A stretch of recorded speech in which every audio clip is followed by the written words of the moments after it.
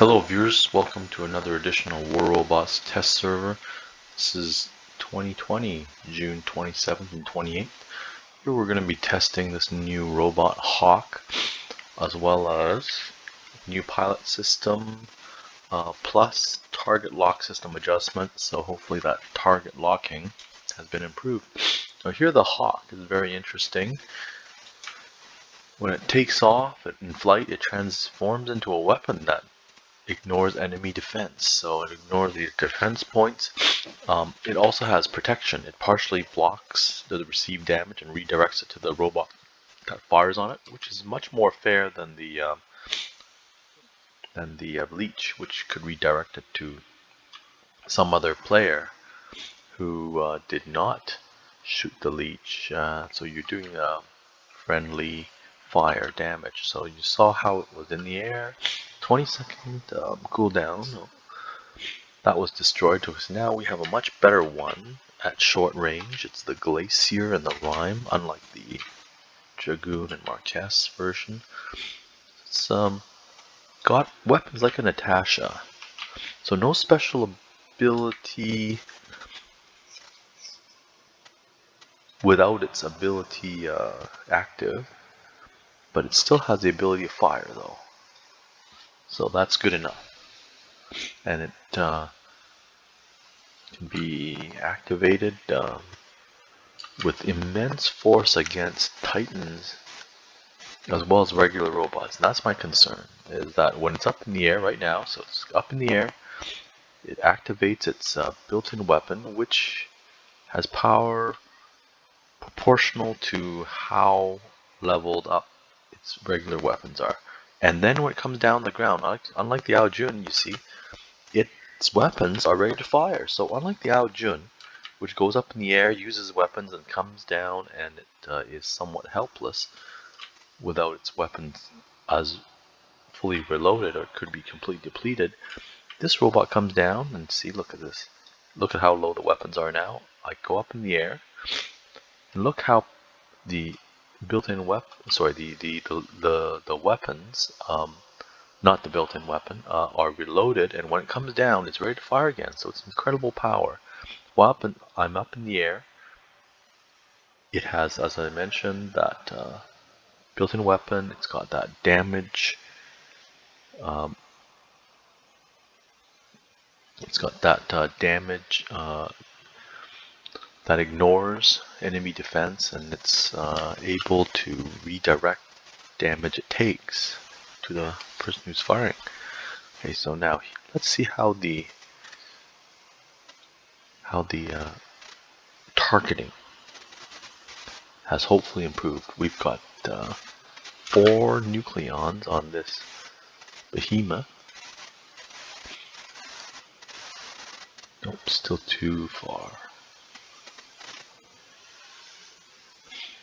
Now, apparently the nucleon will get a buff of 16%, and it needs it, because it seems underpowered. Okay, still too far from the enemy. Now let's actually try it out in this Ao Ming. It's going to be somewhat inaccurate because of the distance, and as it heats up, the weapon becomes less damaging. Okay.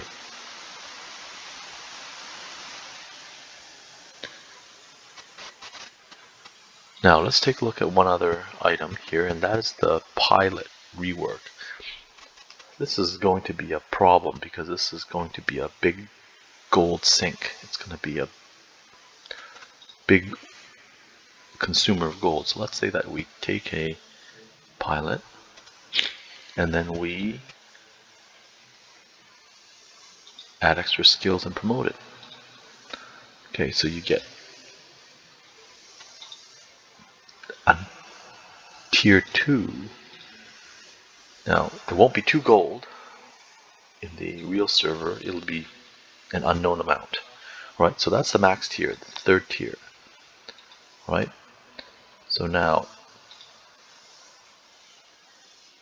let's take a look at another option, and that is a legendary pilot.